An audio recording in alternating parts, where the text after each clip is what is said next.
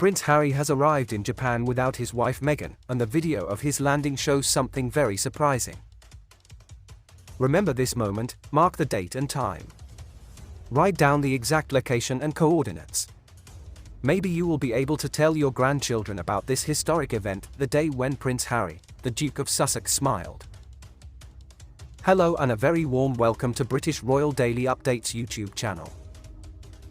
The 38-year-old flew to Tokyo on Wednesday night, where he is attending a summit on the power and benefits of sport, with his friend and polo star Nacho Figueras. Hello handsome. The duo had barely left the airport before the Duke did something he hasn't done in public for what seems like ages, actually looking happy. Actually looking relaxed, Harry is back with a bang. There was, of course, his smile, a warm display of teeth in front of cameras and journalists that we haven't seen from him in what must be about 5 years, really.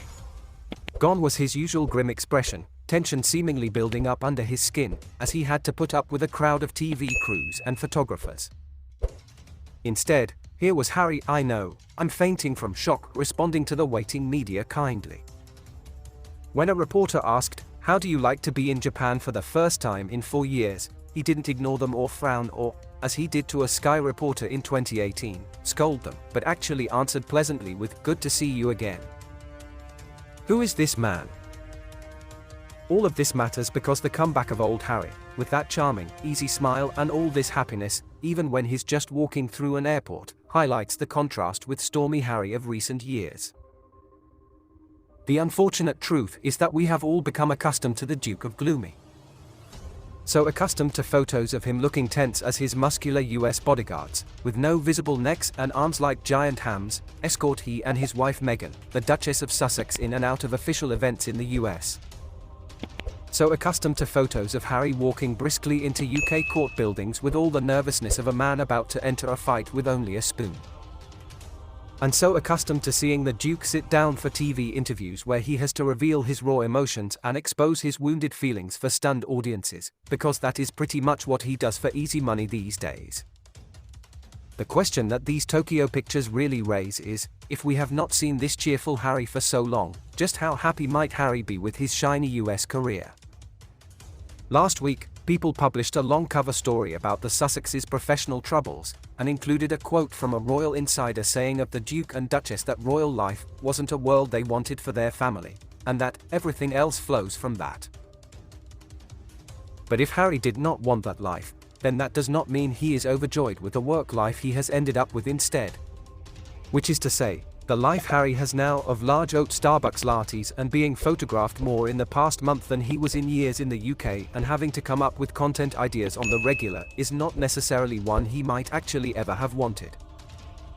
Essentially, Harry is a man who has done two things in life very well, serving and caring. The first he got to do when he was in the army, and the second was his entire day job once he left the service in 2015. Back then, the Duke had the opportunity and freedom to devote his entire working life to finding new and interesting ways to help and to make the world a better place, something he did with all the enthusiasm and energy of a guy on this third Red Bull who genuinely cared. Just a small selection of his achievements: he created the Invictus Games, a huge success story, was HIV tested for the cameras with Rihanna, and in 2017 spoke with incredible honesty and courage about his mental health. Yet fast forward only 6 years, and today Harry's career looks sadly and disappointingly different. Having moved away from Britain, the Duke and Duchess now have to earn a living, which in turn means they can no longer devote their entire 9 to 5 sipping chai lattes and wondering how they can put smiles on the faces of children in refugee camps. The Duke might have disliked the scrutiny and attention that came with royal life, but does anyone really think that professionally, he is now that much happier having to spend his days working out how to turn tearful novels about lakes or something into Netflix shows? That he ever really wanted to have to devote hours to coming up with podcast ideas or having to sit through endless meetings where upbeat types named Brad and Sherry talk about blue sky thinking and brainstorming and streaming numbers while no one touches the gluten-free muffins on the conference room table? Does anyone really think that Harry would have chosen to make a 6-part TV series and to write a tell-all if money was not a factor? That deep down, Harry's big dream is to conquer Hollywood and to end up with so many Emmys and Golden Globes he has to order a new Flurgen IKEA bookshelf to hold them all. Who really thinks he would rather be doing that than, say, helping save elephants on the savannah or making a tiny orphan in Africa laugh? And there is another aspect to these Tokyo pictures too, one which no one with even the most basic knowledge of the Sussex's life could fail to notice: the absence of Meghan. The father of two made the trip to Japan without his wife of 5 years, a detail that won't be unnoticed given that recent months have seen a swirl of rumors and speculation about the state of their marriage. At the time of recording this video, no comment had been made about why the 42-year-old had not accompanied her husband.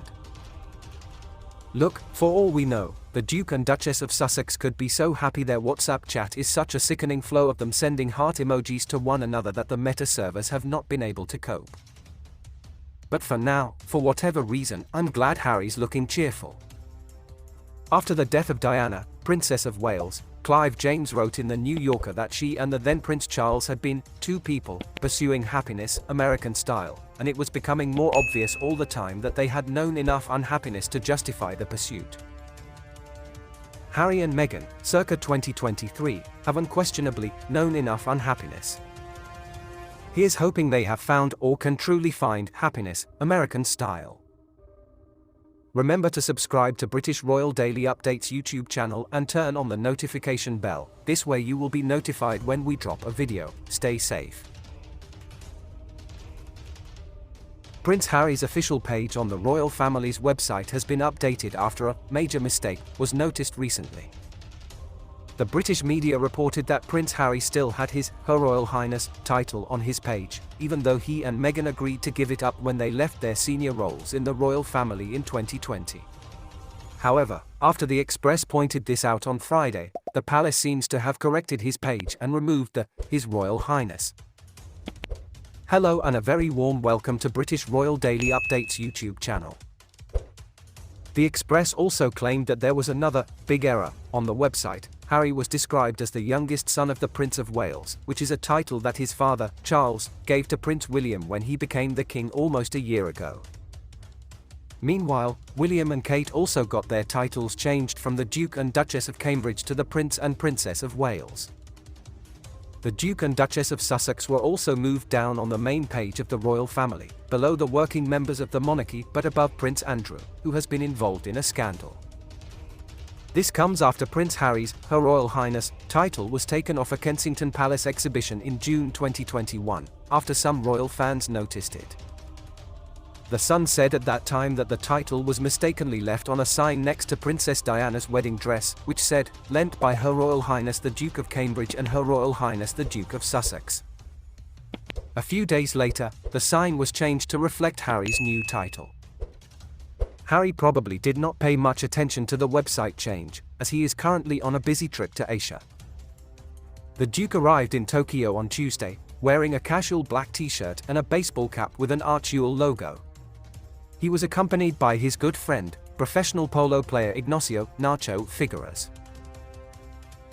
Meghan did not join Harry on his trip to Asia with their two young children, and stayed in California instead. Harry and Figueras are in Japan for the ISB Sports Value Summit Special Edition this week, which celebrates the impact of sport, community and philanthropy. They will then travel to Singapore to play in a charity polo match for Centibale. Harry's solo work trip comes after the news that he and Meghan will turn a best-selling book into a Hollywood movie in their first big deal since their Spotify agreement was cancelled. Page 6 reports that Netflix paid for the rights, and the couple's production company will produce the film. The couple's first off-camera project for the streaming service is a significant change from their previous personal documentaries such as Harry and Meghan and Live to Lead, and the upcoming Heart of Invictus. The book they chose to adapt is Meet Me at the Lake by Carly Fortune, a popular romantic novel that cost about $5.8 million.